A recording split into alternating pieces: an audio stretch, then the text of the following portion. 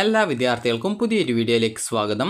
ഈ വർഷത്തെ +1 higher secondary, vocational higher secondary public examination result June 2-ാം തീയതി പ്രസിദ്ധീകരിക്കും. ജൂൺ 2-ാം തീയതി വൈകുന്നേരം 3 മണിയോടെ വിദ്യാർത്ഥികൾക്ക് നിങ്ങളുടെ പരീക്ഷാ ഫലങ്ങൾ അറിയാൻ സാധിക്കുന്നതാണ്. അപ്പോൾ നിലവിൽ വിദ്യാർത്ഥികളുടെ +1ൻ്റെ പബ്ലിക് എക്സാമിനേഷൻ റിസൾട്ട് പുതിയ വെബ്സൈറ്റുകളിലാണ് പ്രസിദ്ധീകരിക്കുക.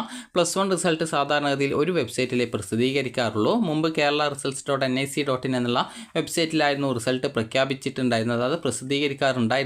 എന്നാൽ ഈ വർഷം മുതൽ പുതിയ വെബ്സൈറ്റിലാണ് വിദ്യാർത്ഥികളുടെ റിസൾട്ട് വരിക. നേരത്തെയുള്ള വെബ്സൈറ്റുകളിൽ നിന്നും പുതിയ വെബ്സൈറ്റുകളിലേക്ക് റിസൾട്ട് നൽകുന്നത് മാറ്റിയിട്ടുണ്ട്. അപ്പോൾ പുതുതായിട്ട് DHSE ഡെവലപ്പ് ചെയ്തിട്ടുള്ള പുതിയ വെബ്സൈറ്റാണിത്. അതായത് results.hse.kerala.gov.in എന്നുള്ള പുതിയ വെബ്സൈറ്റ് വഴിയാണ് നിങ്ങൾക്ക് നിങ്ങളുടെ +1ൻ്റെ പരീക്ഷാഫലം അറിയാൻ സാധിക്കുക.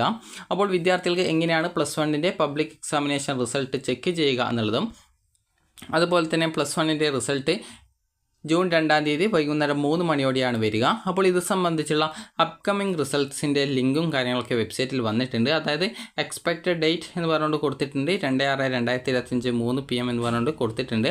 അപ്പോൾ വിദ്യാഭ്യാസ വകുപ്പിൻ്റെ, അതായത് ഈ ഒരു റിസൾട്ട് പബ്ലിഷ് ചെയ്യാനുള്ള ആ ഒരു ഉത്തരവ് ലഭിക്കുന്ന മുറക്ക് ഈ ഒരു വെബ്സൈറ്റിൽ അതിൻ്റെ ആ ഒരു ലിങ്കുകളും കാര്യങ്ങളൊക്കെ പബ്ലിക്കായിട്ട് വരുന്നതായിരിക്കും. അതായത് പബ്ലിഷ്ഡ് ലിസ്റ്റിലേക്ക് വരുന്നതായിരിക്കും. അപ്പോൾ വിദ്യാർത്ഥികളുടെ റിസൾട്ട് ഈ ഒരു ജൂൺ 2-ാം തീയതി വൈകുന്നേരം 3 മണിയോടെ വരുന്നതായിരിക്കും. അപ്പോൾ വിദ്യാർത്ഥികൾക്ക് നിങ്ങളുടെ റിസൾട്ട് പ്രഖ്യാപിച്ചു കഴിഞ്ഞാൽ ആ ഒരു റിസൾട്ട് ഇവിടെ നിങ്ങൾക്ക് കാണാം, അപ്കമിങ് റിസൾട്ട് എന്ന് പറഞ്ഞുകൊണ്ട് കാണാൻ സാധിക്കുന്നതാണ്. അപ്പോൾ ഈ ഒരു റിസൾട്ട് പ്രസിദ്ധീകരിച്ചു കഴിഞ്ഞാൽ വിദ്യാർത്ഥികൾക്ക് പിന്നീട് പബ്ലിഷ്ഡ് റിസൾട്ട്സ് എന്നുള്ള ഭാഗത്തേക്ക് ആ ഒരു റിസൾട്ടിൻ്റെ ലിങ്കും കാര്യങ്ങളൊക്കെ വരുന്നതായിരിക്കും.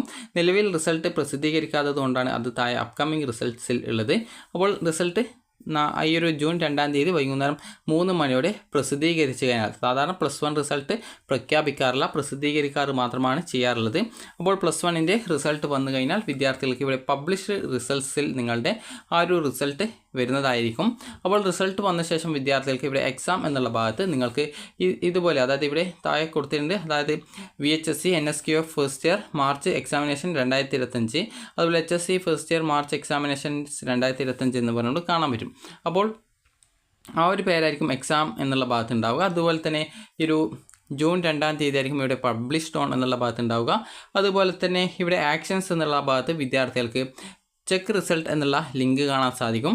അപ്പോൾ നിലവിൽ നിങ്ങൾക്കിപ്പോൾ സെക്കൻഡ് ഇയറിൻ്റെ, അതായത് ഈ ഒരു +2ൻ്റെ റിസൾട്ടിൻ്റെ ആ ഒരു ലിങ്ക് വെച്ച് എങ്ങനെയാണ് റിസൾട്ട് പരിശോധിക്കുക എന്നുള്ള കാര്യം പറഞ്ഞു തരാം. അപ്പോൾ നിങ്ങളുടെ പരീക്ഷയുടെ റിസൾട്ട് പ്രഖ്യാപിച്ചു കഴിഞ്ഞാൽ ഇതുപോലെയാണ് കാണാൻ പറ്റുക. അപ്പോൾ നിങ്ങൾ അതിന് നേരെയായിട്ട് ചെക്ക് റിസൾട്ട് ആക്ഷൻ എന്നുള്ള ഭാഗത്ത് ചെക്ക് റിസൾട്ട് എന്നുള്ളൊരു ഓപ്ഷൻ ഉണ്ടാവും. ജസ്റ്റ് അതിൽ ക്ലിക്ക് ചെയ്യുന്ന സമയത്ത് നിങ്ങൾക്ക് മറ്റൊരു പേജിലേക്ക് പോകുന്നതാണ്. ഇത് സെക്കൻഡ് ഇയറിൻ്റെ പേജാണ്. ഫസ്റ്റ് ഇയർ റിസൾട്ട് വന്നാൽ അത് HSE ഫസ്റ്റ് ഇയർ എന്ന് പറഞ്ഞുകൊണ്ടാണ് ഉണ്ടാവുക. VHSE ആണെങ്കിൽ VHSE ഫസ്റ്റ് ഇയർ എന്നാണ് ഉണ്ടാവുക. അപ്പോൾ ബാക്കിയൊക്കെ ഏകദേശം സെയിം ആണ്. അപ്പോൾ നിങ്ങളുടെ രജിസ്റ്റർ നമ്പർ, +1ൻ്റെ രജിസ്റ്റർ നമ്പർ ടൈപ്പ് ചെയ്ത് കൊടുക്കുക. അതുപോലെ തന്നെ നിങ്ങളുടെ ഡേറ്റ് ഓഫ് ബർത്ത്, അതായത് നിങ്ങൾ എപ്പോഴാണ് ജനിച്ചത് എന്നാൽ കൃത്യമായിട്ട് സെലക്ട് ചെയ്ത് കൊടുക്കുക. അപ്പോൾ അത് സെലക്ട് ചെയ്ത് കൊടുത്ത ശേഷം വിദ്യാർത്ഥികൾക്ക് അത് സെറ്റ് ചെയ്ത് കൊടുക്കാവുന്നതാണ്. അപ്പോൾ ഇങ്ങനെ നിങ്ങൾക്ക് എപ്പോഴാണ് നിങ്ങൾ ജനിച്ചത് എന്നുള്ളതനുസരിച്ച് കൃത്യമായിട്ട് നിങ്ങൾക്ക് സെലക്ട് ചെയ്ത് കൊടുക്കാം. അതിനുശേഷം ഇവിടെ നിങ്ങൾക്ക് കുറച്ച് ഇംഗ്ലീഷ് അക്ഷരം കാണാം. അപ്പോൾ അതാണ് ക്യാപ്ച എന്ന് പറയുന്നത്. അതിവിടെ ടെക്സ്റ്റ് ഫ്രം ഇമേജ് എന്നുള്ള ഭാഗത്ത് ടൈപ്പ് ചെയ്ത് കൊടുത്ത് ചെക്ക് റിസൾട്ടിൽ ക്ലിക്ക് ചെയ്ത് കഴിഞ്ഞാൽ നിങ്ങൾക്ക് നിങ്ങളുടെ റിസൾട്ട് അറിയാൻ സാധിക്കും.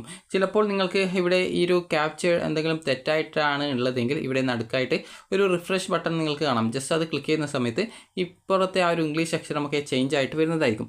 അത് ചേഞ്ച് ആകുന്ന സമയത്ത് വിദ്യാർത്ഥികൾ കൃത്യമായിട്ട് എപ്പോഴാണ് അത് നിങ്ങൾക്ക് മനസ്സിലാവുന്നത് ആ ഒരു സമയത്ത് ഇവിടെ ടെക്സ്റ്റ് ഫ്രം ഇമേജ് എന്നുള്ളിടത്ത് ടൈപ്പ് ചെയ്ത് ചെക്ക് റിസൾട്ടിൽ ക്ലിക്ക് ചെയ്ത് കഴിഞ്ഞാൽ നിങ്ങൾക്ക് നിങ്ങളുടെ റിസൾട്ട് അറിയാൻ സാധിക്കുന്നതാണ്. അതുപോലെ തന്നെ വിദ്യാർത്ഥികൾക്ക് ഈ ഒരു നിങ്ങളുടെ റിസൾട്ടിൻ്റെ PDF ഡൗൺലോഡ് ചെയ്തെടുക്കാനായിട്ടുള്ള ഒരു ഓപ്ഷനും വെബ്സൈറ്റിൽ ലഭ്യമാകും. റിസൾട്ട് പ്രഖ്യാപിച്ച് 1 മണിക്കൂറിന് ശേഷം മാത്രമായിരിക്കും നിങ്ങൾക്ക് നിങ്ങളുടെ റിസൾട്ടിൻ്റെ PDF ഡൗൺലോഡ് ചെയ്തെടുക്കാനുള്ള അവസരം ഉണ്ടായിരിക്കുക.